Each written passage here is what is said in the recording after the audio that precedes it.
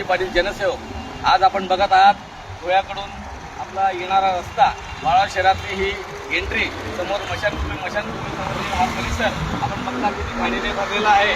आपण बघू शकता या समोरच्या व्यापाऱ्यांनी बऱ्याच तक्रारी केल्या की बऱ्याच दिवसापासून हे घाणीचे साम्राज्य आहे। आपण बघू शकतात पहा, हा समोर पहा किती घाणीचा कचरा सगळा पडलेला आहे।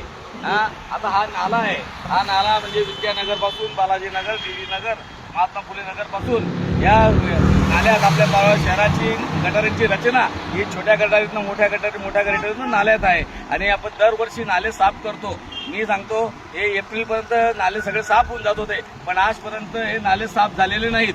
कारण काय त्याला समजत शकत नाही की काय कारण आहे। त्यांचे स्वतःच्या JCB याला काय ठराव करावा लागत नाही, याला काय आर्थिक तरतूद करावं लागेल, साधं सोपं काम आहे। मला सांगा आरोग्य अधिकाऱ्यांना हे दिसत नाही का? गावाच्या घाणीचं साम्राज्य एवढं डास उत्पन्न झाले आहेत, गावातले फॉगिंग बंद आहेत, गावातला तुम्हाला सांगतो फवारे मारता गटारी पण आपण आतापर्यंत बोलत होतो 5 महिने, आता 27 तारखेला नवीन बॉडी बसायला 5 महिने होतील।